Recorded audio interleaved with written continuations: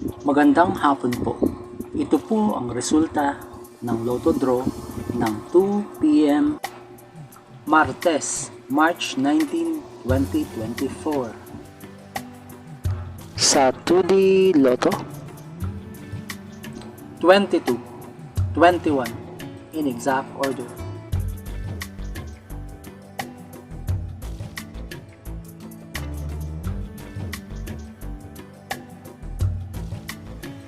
sa 3D Lotto, 6, 8, 5 in exact order.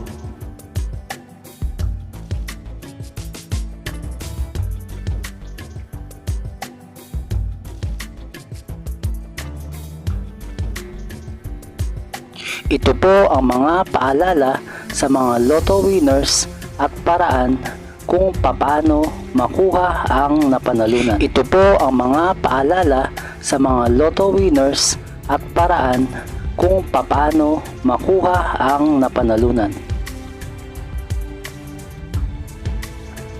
Ito po ang estimated jackpot prices para sa mga susunod na Lotto draws.